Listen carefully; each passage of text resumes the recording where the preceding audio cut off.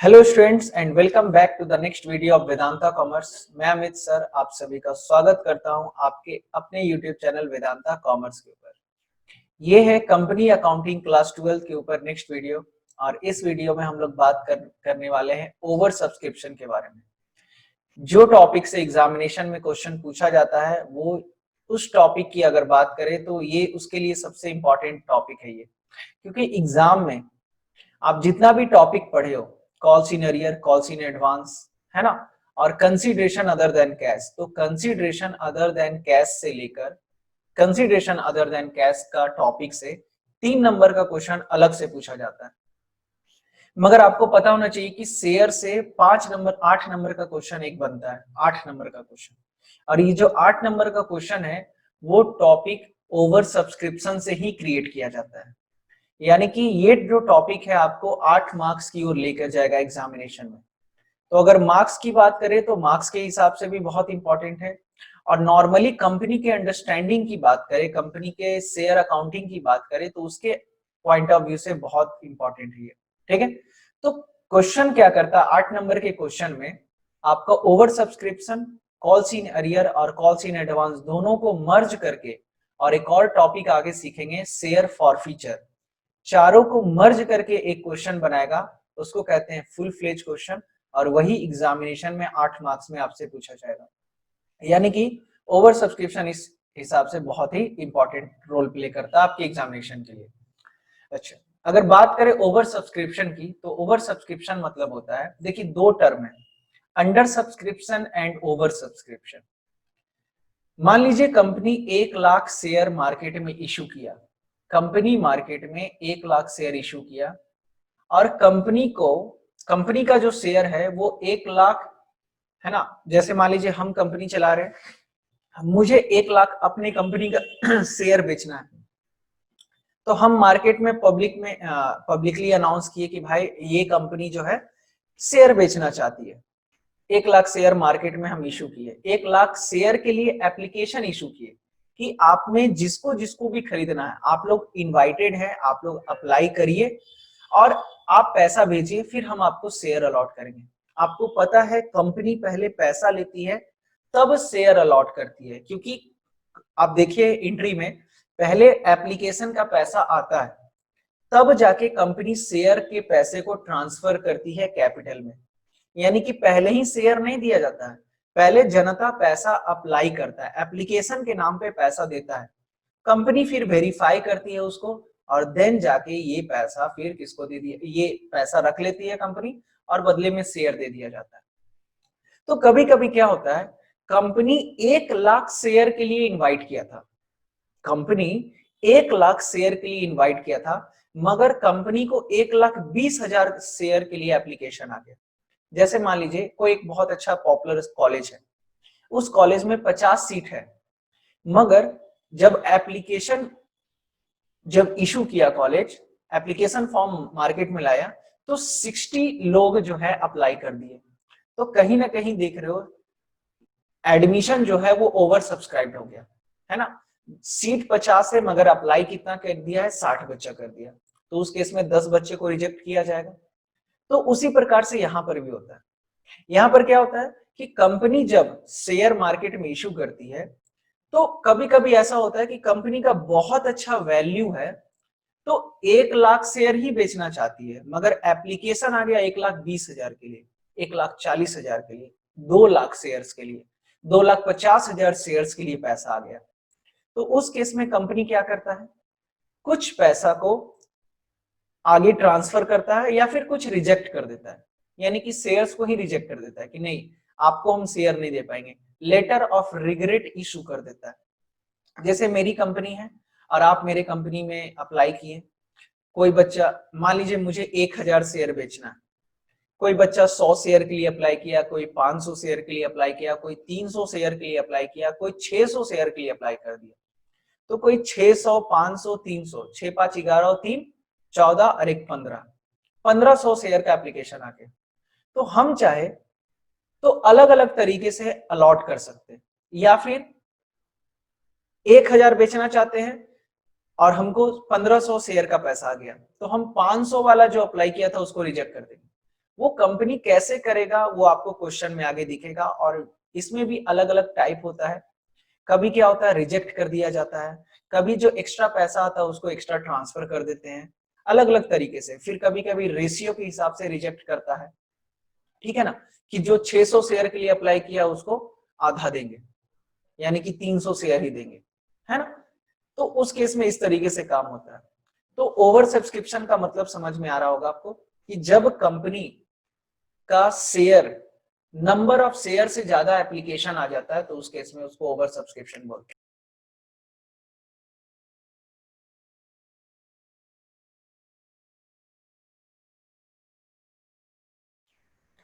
तो over subscription को overall मतलब यही है बच्चों, कि अगर कंपनी 1 लाख शेयर के लिए अप्लाई एप्लीकेशन इशू किया और कंपनी को 1.5 लाख शेयर का पैसा आ गया, है ना, कंपनी को 1.5 लाख शेयर के एप्लीकेशन का पैसा आ गया, 2 लाख ओवर सब्सक्राइब हो जाए, 1 लाख से एक शेयर भी ज्यादा बिका है, 1 लाख से एक शेयर के लिए भी एक्स्ट्रा पैसा आ रहा है, तो उसको हम लोग ओवर सब्सक्रिप्शन के अंदर मिलाते हैं।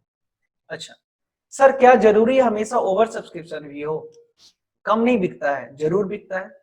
कभी कभी अंडर सब्सक्रिप्शन भी होता है, यानी कि कंपनी का सिचुएशन बहुत खराब है, लोग कंपनी के ऊपर कॉन्फिडेंट नहीं है, कंपनी के काम करने का तरीका, कंपनी का पास्ट परफॉर्मेंस से खुश नहीं है, और कंपनी को लगता है, पब्लिक को लगता है कि इस कंपनी में इन्वेस्ट करना बेकार है।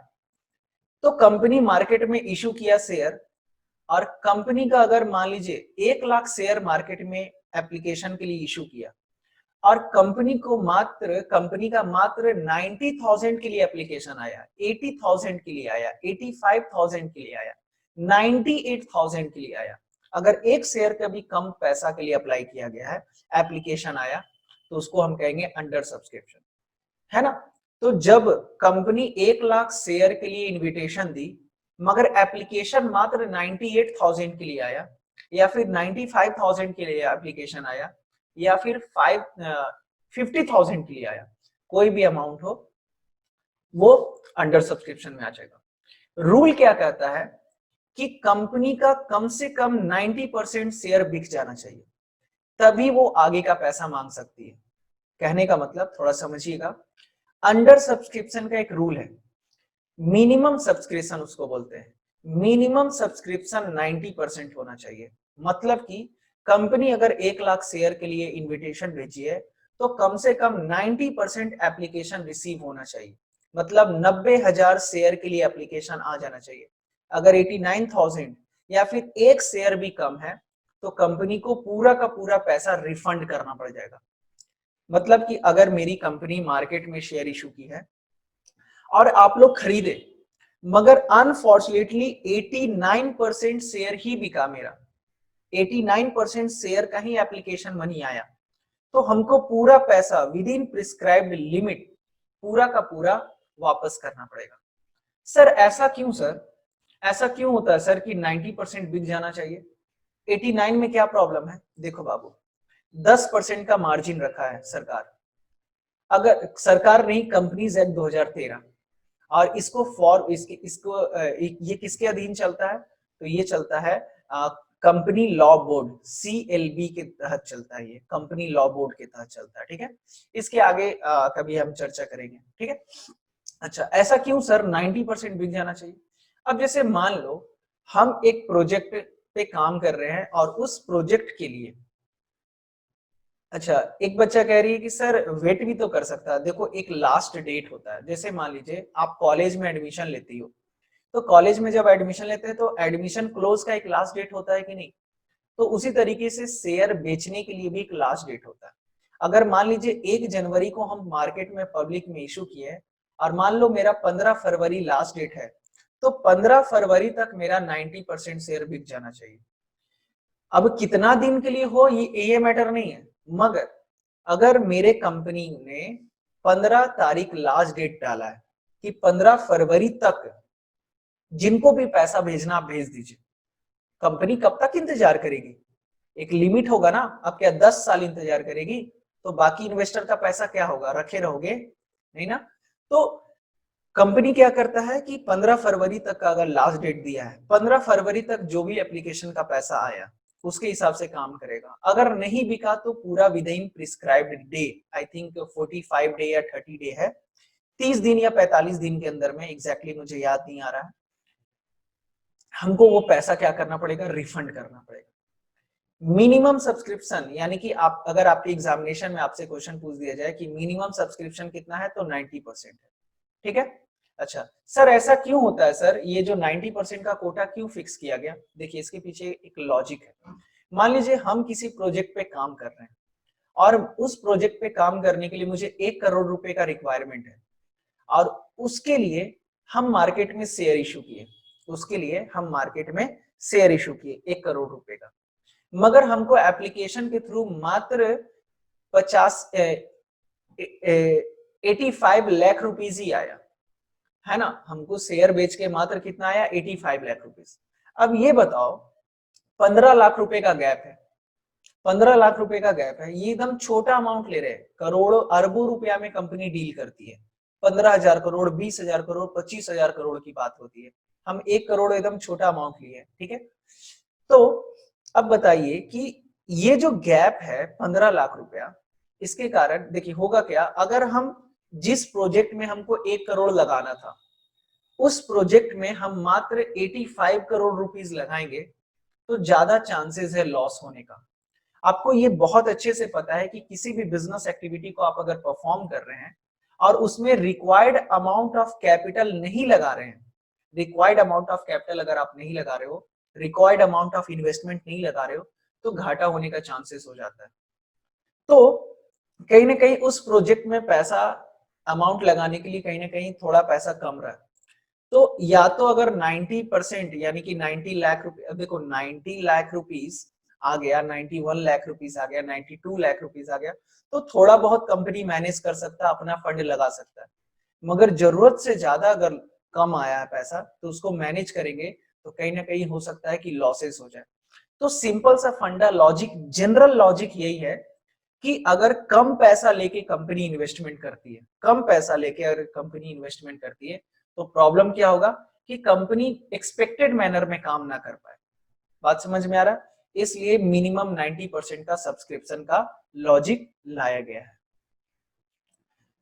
चलिए तो अब कुछ क्वेश्चंस देखते हैं और क्वेश्चन के आधार पे समझते हैं कि किस तरीके से इसका काउंटिंग होगा। अभी तक जो हम लोग जर्नल एंट्री सीखे, उसी जर्नल एंट्री के आधार पे आगे का अकाउंटिंग प्रोसेस कंटिन्यू किया जाएगा। किसी भी तरीके का चेंजेस नहीं होगा, बस थोड़ा बहुत कैलकुलेशन में चेंजेस होगा, और जैसे जैसे क्वेश्चन बोलेगा आपको वैसे वैसे करना है। कभी कभी क्वेश्चन कह देता है कि जो एक्स्ट्रा पैसा आया उसको रिफंड कर दिए, तो रिफंड कर दिए तो रिफंड हो जाएगा। कभी कभी क्या करता है कि कंपनी बोलता है कि जो एक्स्ट्रा पैसा आया है उसको आगे ट्रांसफर कर देंगे, तो कैसे ट्रांसफर करेंगे, क्या लॉजिक होता है, वो भी हम लोग आगे सीखेंगे, पर धीरे धीरे आगे बढ़ेंगे। ठीक है। तो चलिए शुरू करते हैं और क्वेश्चन डिस्कस करते हैं कि किस तरीके का क्वेश्चन अराइज होता है। सबसे पहले एक डीके गोयल का क्वेश्चन लेते हैं। क्वेश्चन नंबर 20 से है, ज्योति पावर लिमिटेड से, और एकदम प्यारा सा क्वेश्चन है, बहुत ही प्यारा क्वेश्चन है और बहुत ही इजी क्वेश्चन है ये। ठीक है। और ये सीबीएसई 2016 में पूछा भी गया था, और जनरली इतना इजी क्वेश्चन पूछा नहीं जाता है, बट चलो देख लेते हैं क्या बोल रहा है। Jyoti power limited decided to issue 8,50,000 equity share. Company 8,50,000 equity share market में इशू करना चाहती है, और हर शेयर का दाम कितना है, 10 रुपया each, at a premium of 3 रुपया पर शेयर, और 3 रुपया प्रीमियम भी लेना चाह रही है। चलिए भाई कोई बात नहीं। The whole amount was payable on application, पूरा का पूरा पैसा एक बार में ही मांगा जा रहा है। चलिए ये भी आपको एंट्री आता है। The application for 20 lakh equity share were received. अब बताओ, कंपनी इतना पॉपुलर था कि कंपनी बेचना चाहती है 8,50,000 शेयर, मगर कंपनी का शेयर बिक गया 20 लाख, 20 लाख शेयर का पैसा आ गया, है ना। अब ये बताओ, कंपनी को पैसा आना चाहिए था 8,50,000 इंटू 13, मगर कंपनी को पैसा आ गया 20 लाख इंटू 13। सर ऐसा रहेगा, हम रहते तो सर हम पैसा लेके भाग जाते, तो बाबू तुम रहते तो पैसा लेके भाग जाते, मगर कंपनी पैसा लेके नहीं भागती है ना। चलिए तो चलिए अब देखिए यहां पर हो क्या रहा है, सिंपली आप देख रहे हैं एक बार में पूरा का पूरा पैसा मांग रहा है। ठीक है, अब ये बताओ 8,50,000 इंटू 13 के हिसाब से पैसा आना चाहिए था, मगर पैसा आ गया 20 लाख इंटू 13। तो जो एक्स्ट्रा पैसा है बाबू वो क्या होगा? एक्स्ट्रा पैसा जो है वो क्या होगा? रिफंड होगा। क्या होगा? रिफंड होगा। आप रहते तो पैसा लेके भाग जाते, मगर ये कंपनी है बाबू, रूल्स एंड रेगुलेशन से बना है, गवर्नमेंट के रूल्स एंड रेगुलेशन के अधीन चलता है, तो पैसा लेके भाग नहीं सकती। तो ये जो एक्स्ट्रा शेयर कितना है, तो 20 लाख में से 8,50,000 माइनस करेंगे तो आएगा 11,50,000। 11,50,000 इंटू 13 अगर करते हैं तो आपका 11,50,000 इंटू 13 करते हैं तो 1,49,50,000, 1,49,50,000 रुपया रिफंड किया जाएगा, है ना। ये टोटल आपका एकदम शॉर्ट समरी में। अब चलिए इसी का एंट्री कैसे किया जाए भाई। सर आप ये तो समझा दिए कि कैसे होगा, अब एंट्री बता दीजिए। चलो ठीक है, चलिए तो पहला एंट्री होगा बच्चों, सबसे पहले पैसा आएगा, तो पैसा आएगा तो बैंक अकाउंट डीआर। आपको पता है कि कंपनी को कितने शेयर का पैसा आ गया? 20 लाख शेयर का पैसा आ गया, और 20 लाख इंटू 13 तो 2,60,00,000। देखिए कॉमर्स वाले कितने अमीर होते हैं, करोड़ों में डीलिंग करते हैं। 2,60,00,000 टू, चूंकि एक बार में पैसा आ रहा है इसलिए लिखेंगे to equity share application and allotment account DR 2,60,00,000, है ना। चलिए बहुत अच्छी बात है। हाँ सर फीलिंग आ रहा है कि एकदम अमीर हो गए, बस फीलिंग ही आएगा अभी, फिलहाल तो फीलिंग ही रहेगा। चलिए सेकेंड एंट्री की बात करें तो इसको ट्रांसफर करेंगे, तो ट्रांसफर करने का एंट्री क्या होगा? Equity share application and allotment account D R. देखिए कितना पैसा आया एप्लीकेशन एंड अलॉटमेंट के नाम पे? 2,60,000, 2,60,00,000 रुपया। ठीक है, हम लोग शेयर कैपिटल में इसको ट्रांसफर करेंगे, मगर आपको पता है कंपनी जितना शेयर बेचना चाहती है उतना ही ट्रांसफर करेगी, उससे ज्यादा ट्रांसफर नहीं करेगी। तो इक्विटी शेयर कैपिटल में जो ट्रांसफर होगा वो बच्चों अमाउंट होगा 8,50,000 इंटू 13, इतना ही अमाउंट ट्रांसफर होगा, 8,50,000 इंटू 13। तो फाइनली अमाउंट आएगा आपका 11,05,000 रुपया। ठीक है, सॉरी 1,11,05,000 रुपया, वही तो है ना, हम लोग तो करोड़ों में डील करते हैं। अच्छा, और बाकी का जो पैसा है वो क्या करना पड़ेगा? रिफंड। तो देखो जब पैसा आया तो बैंक को किए डेबिट, तो जब रिफंड करेंगे तो वो बैंक के थ्रू ही ना होगा, जिस बैंक अकाउंट से आया उसी बैंक अकाउंट में ट्रांसफर कर देंगे। तो इसलिए टू बैंक कितना पैसा रिफंड कर रहे हैं? तो आपको पता है 20 लाख शेयर का पैसा आ गया, मगर हमको बेचना कितना था? 8,50,000, तो माइनस करेंगे तो 11,50,000 शेयर आ रहा है। तो बैंक में जो रिफंड होगा वो 11,50,000 इंटू 13 रुपए के हिसाब से आपका 1,49,50,000 रुपया क्या हो जाएगा? ट्रांसफर हो जाएगा, रिफंड हो जाएगा। थोड़ा अमाउंट में गड़बड़ी दिख रहा मुझे, ये 8,50,000 इंटू 13 करेंगे तो सॉरी ये 50,000 होगा, ये अमाउंट जो है आपका कितना आएगा? 50,000 होगा। चलिए अब सही है, ठीक है। आई होप कि आपको ये बहुत अच्छे से समझ में आया होगा। अगर इसका नरेशन की बात करें तो नरेशन क्या होगा? Being application money receive, being share application money receive, और यहां पे नरेशन में होगा being share transferred to capital and excess money refunded, and excess money refunded बात समझ में आया? ये आपका फाइनल जो है ट्रांजेक्शन होगा, ट्रांजेक्शन का नरेशन होगा। कभी कभी नरेशन में बच्चों को दिक्कत होता है, पर आप इलिस्ट्रेशन जब देखोगे तो बहुत अच्छे से समझ में आ जाएगा। चलिए देखिए, यहाँ पर एक मिस्टेक हो गया हम लोगों से। देखिएगा, प्रीमियम का पैसा तो सिक्योरिटी प्रीमियम रिजर्व में ना जाएगा, प्रीमियम का पैसा कहाँ जाएगा? सिक्योरिटी प्रीमियम रिजर्व में। तो एक छोटा सा गलती हो गया।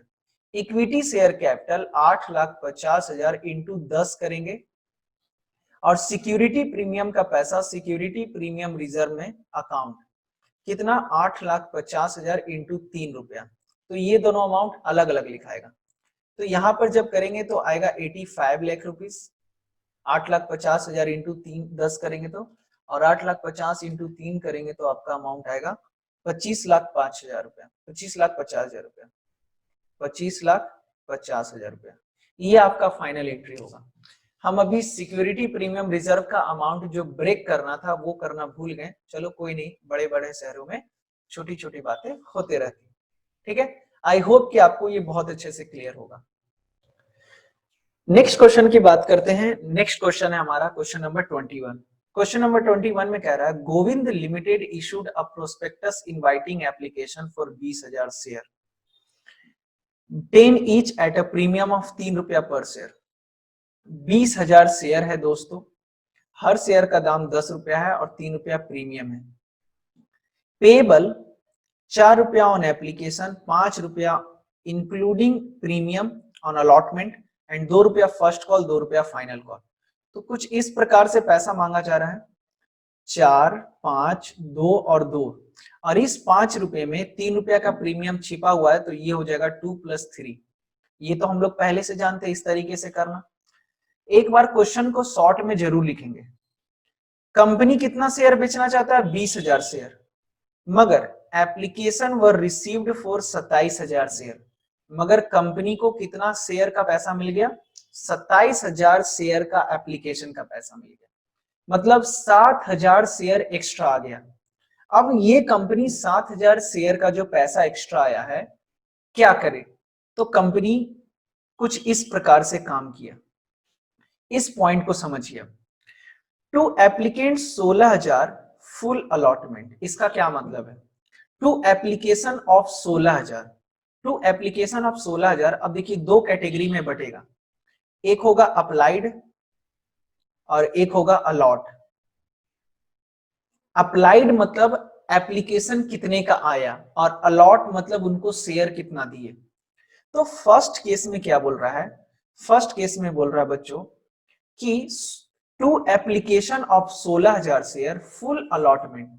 फुल अलॉटमेंट कहने का मतलब to application of 16,000 share full allotment, मतलब जो लोग 16,000 के लिए अप्लाई किए थे उनको 16,000 अलॉट किया गया, मतलब इनके साथ किसी भी तरीके का दुर्व्यवहार नहीं किया गया, और इन लोग बहुत खुश,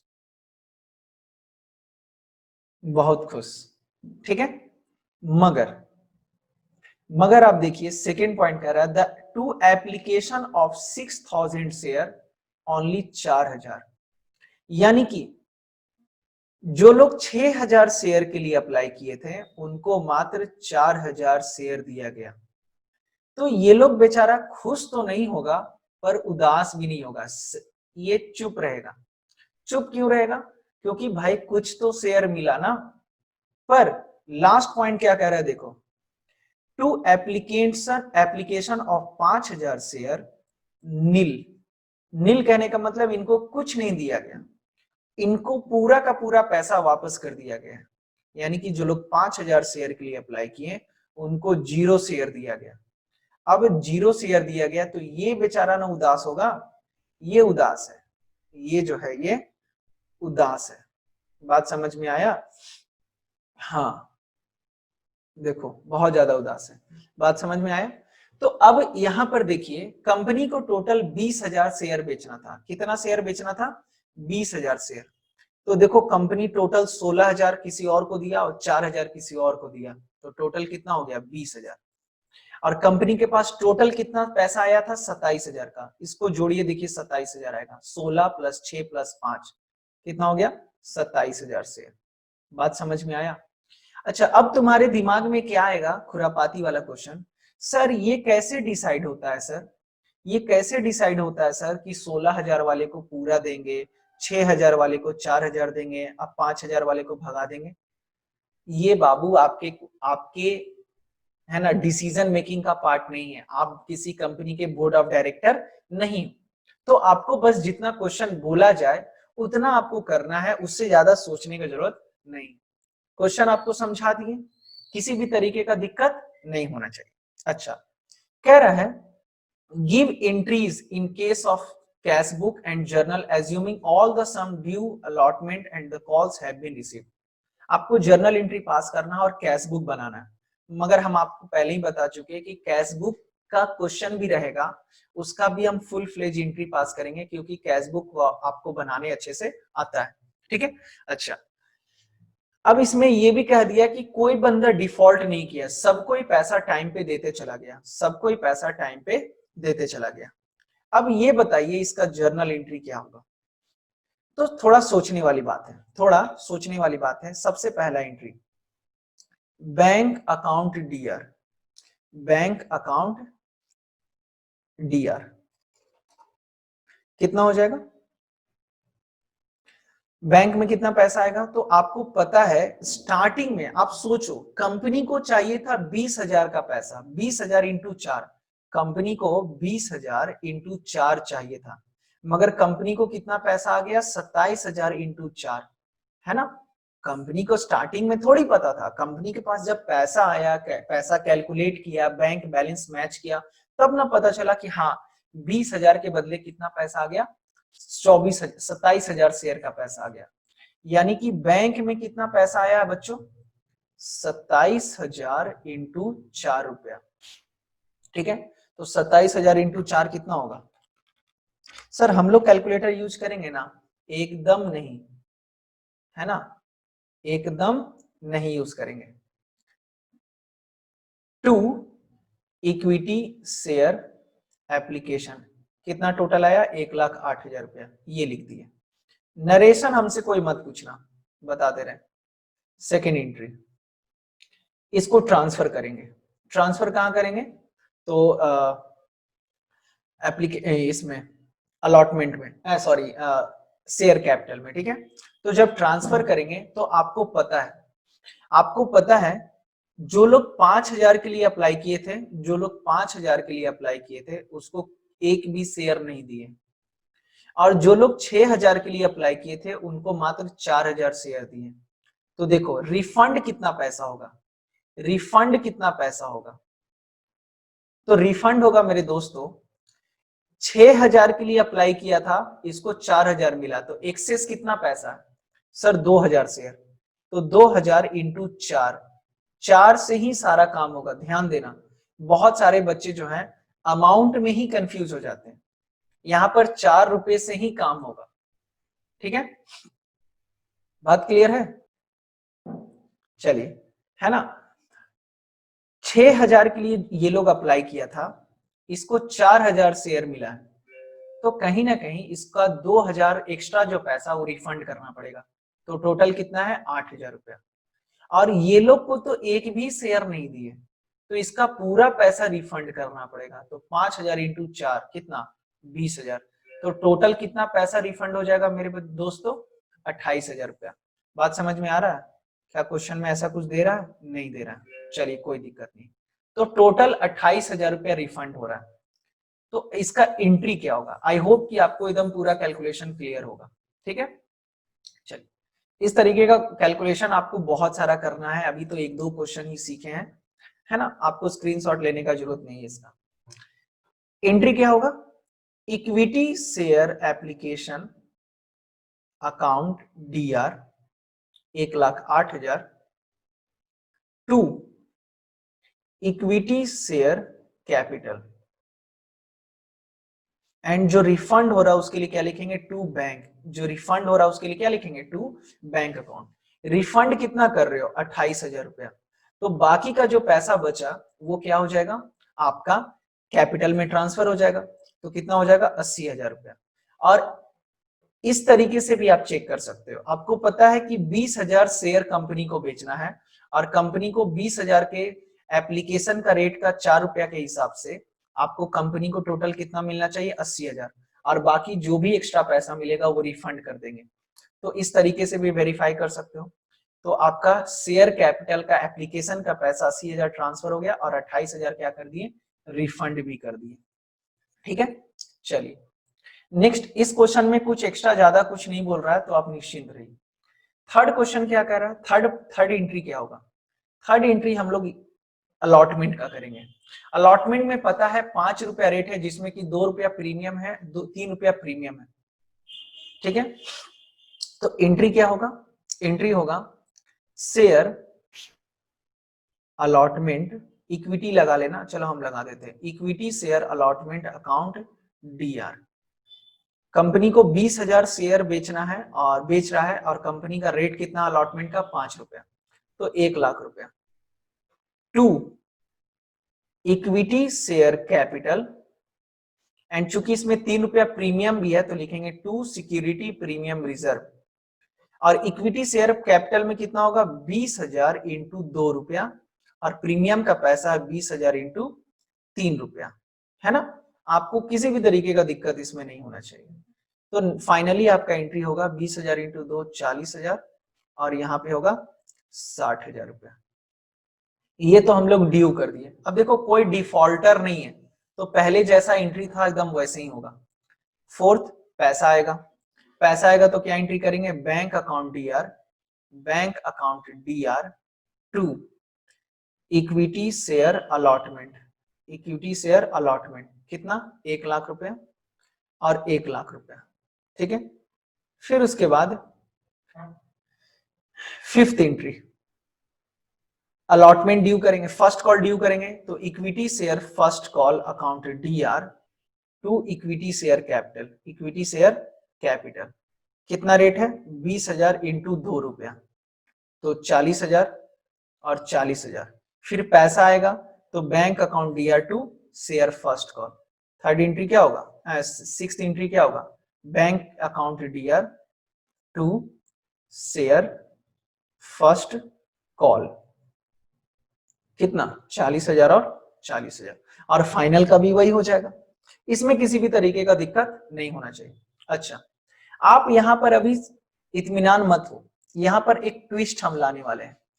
ट्विस्ट क्या है मेरे बच्चों, कि हम यहां पर ये एज्यूम किए हैं कि पूरा का पूरा पैसा जो है वो रिफंड हो रहा है, पूरा का पूरा पैसा जो है रिफंड हो रहा है। जैसे 5,000 वाले को तो शेयर नहीं दिए तो नील, तो इसका पैसा तो पूरा रिफंड करेंगे, इसका पैसा क्या करेंगे, रिफंड करेंगे। पर जो 6,000 के लिए अप्लाई किया उनको 4,000 शेयर दिए, तो जरूरी नहीं है कि इसको रिफंड करें। इसका जो एक्स्ट्रा पैसा है जरूरी नहीं है कि रिफंड करें। हम चाहे तो रिफंड भी कर सकते हैं और चाहे तो ट्रांसफर भी कर सकते हैं। सर ऐसा क्यों सर, सोचो थोड़ा। जैसे मान लीजिए आप मेरे कंपनी का शेयर खरीदे, मेरे जितने भी कोचिंग के बच्चे हैं 6,000 के लिए अप्लाई किए, हम बहुत सारे लोगों को बेच रहे थे, जिसमें कि कोचिंग के बच्चे जो हैं, वेदांता के जो स्टूडेंट्स है, वेदांतियंस जो हैं, वो 6,000 शेयर के लिए अप्लाई किए। पर हम बोले कि बाबू तुम लोग को तो 4,000 शेयर ही देंगे, तो तुम लोग 6,000 का पैसा मुझे भेजे, उसमें से हम 4,000 शेयर आपको अलॉट किए। तो अब ये जो 2,000 एक्सेस पैसा है, या तो हम रिफंड कर दें। अब रिफंड कर देंगे तो होगा क्या, रिफंड कर दिए, एप्लीकेशन का पैसा तुम भेजे, हम रिफंड कर दिए, ठीक है।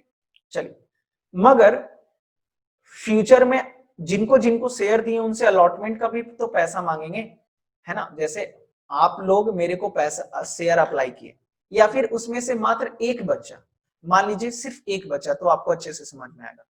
मान लीजिए विकास जो है मेरे कंपनी का 6,000 शेयर के लिए अप्लाई किया, मगर हम विकास को मात्र 4,000 शेयर दिए, तो ये जो 2,000 शेयर का एक्स्ट्रा पैसा आया, 2,000 इंटू 4 रुपया यानी कि 8,000 रुपया,